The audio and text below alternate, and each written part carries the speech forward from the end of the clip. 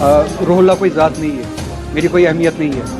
ان ہزاروں نوجوانوں کا ایڈریس انہیں پتہ ہے جو جیل میں ابھی بھی ہے. ٹھیک ہے, میں تیار ہوں اس چیز کے لیے, مگر پہلے مجھے ان باتوں کا جواب دے. پرسنل لڑائی بعد میں لڑیں گے, یہاں پہ فرصت نہیں ہے پرسنل لڑائی لڑنے کی. یہ کشمیر جو ہے اس وقت ایگزسٹینشل کرائسس سے لڑ رہا ہے. ہمارے اتنے بڑے معاملات ہیں جو کسی کے پرسنل ایگو سے بہت بڑے ہیں.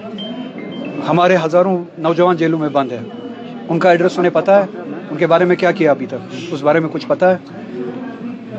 روح اللہ کوئی ذات نہیں ہے, میری کوئی اہمیت نہیں ہے. ان ہزاروں نوجوانوں کا ایڈریس انہیں پتہ ہے جو جیل میں ابھی بھی ہے وداؤٹ ٹرائلز. 370 کی لڑائی ہمارے وجود کی لڑائی نیشنل کانفرنس کا پرومس ہے. پچھلے الیکشن میں میری ذات کی کوئی حیثیت نہیں ہے. اس قوم کو اس تشخص کی لڑائی کے لیے جو وعدہ دیا گیا تھا, اس ایک سال میں ہم نے وہ کہاں پہ شال اور گلدستوں میں بیچ کے کھائی ہے وہ لڑائی. اس کا ایڈریس ہے ان کے پاس. 2024 میں یہ وعدہ کیا گیا کہ 5 سال میں ہم 1 لاکھ نوکریاں دیں گے. وہ ایڈریسز کیا مجھے کوئی دے سکتا ہے کہ جو 20,000 نوکریاں پچھلے 1 سال میں لگی ہیں؟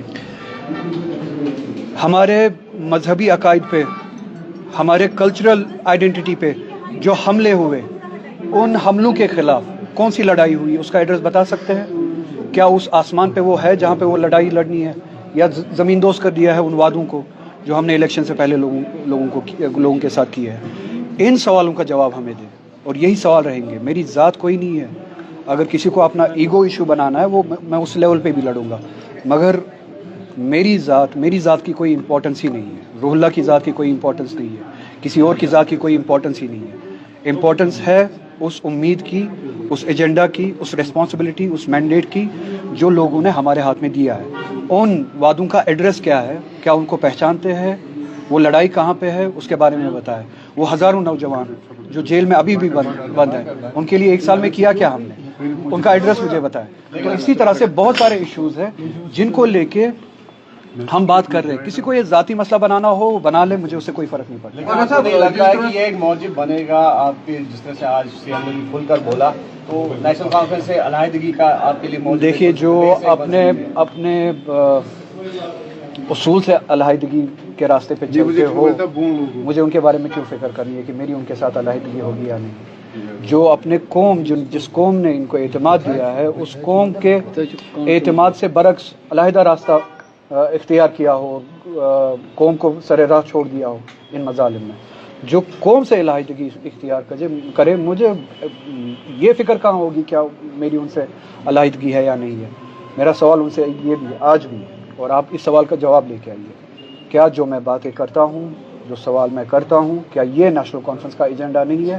اور اگر یہ نیشنل کانفرنس کا ایجنڈا ہے تو میں نے علیحدہ راستہ اختیار نہیں کیا ہے, انہوں نے غلط راستہ اختیار کیا ہے. تو اگر کسی کو اپنی جگہ سے دور ہٹنا چاہیے, اترنا چاہیے, معافی مانگنی چاہیے, وہ انہیں. مجھے آغا صاحب, مجید لارمی نے آپ کے ذات کے لیے ووٹ دیا, کیونکہ لوگ جو کہہ رہے ہیں کہ ہم نے آغا صاحب کو دے کر ووٹ دیا. اب اس کے بارے میں ہم دیکھ رہے ہیں کہ نیشنل کانفرنس کے ڈپٹی سی ایم او یا ایم ایل اے, آج وہ دیکھیے, وہ عوام کا بڑا پن ہے, لوگوں کا بڑا پن ہے, محبت ہے میرے لیے, وہ اس طرح کی باتیں کرتے ہیں. مگر میرے لیے کسی نے ووٹ نہیں دیا. لوگوں نے اپنے وجود کے لیے ووٹ دیا, اپنی لڑائی کے لیے ووٹ دیا, اپنے مستقبل کے لیے ووٹ دیا. میں کوئی ذات نہیں ہوں, کوئی ترم خان نہیں ہے کہ کسی کے لیے ووٹ دیا ہو, اور میں بھی کوئی بڑی ذات نہیں ہوں. لوگوں نے اپنے وجود کے لیے, اپنی لڑائی کے لیے, اپنے حقوق کے لیے, اپنے تشخص کے لیے, کانسٹیٹیوشنل آئیڈینٹی کے لیے, پروٹیکشنز کے لیے جو ہم سے چھینے گئے, ان کی واپسی کے لیے ووٹ دیا. تو جو بھی اس لڑائی میں, اس ایجنڈا پہ وفادار رہے گا, آنیسٹ رہے گا, ڈیڈیکیٹڈ رہے گا, لوگ اس کے ساتھ ہیں, چاہے میں ہوں چاہے کوئی اور ہو. جو اس چیز کے ساتھ, لوگوں کے اعتماد کے ساتھ بے وفائی کرے گا, وہ کوئی بھی ہو, وہ خود کو ترم خان نہ سمجھے. لوگ ان کو اپنی جگہ دکھاتے ہیں پھر, اور دکھایا بھی ہے اس سے پہلے. Sir, M L A Anantnag west Majeed Larmi نے کہا کہ آغا صاحب کو ریزائن کرنا چاہیے, وہ بھی آپ ہی کے پارٹی کے کینڈیڈیٹ. میں نے آپ کو سوال کہا, میں نے آپ کو سوال دیا ہے, وہ سوال کا جواب دے دے.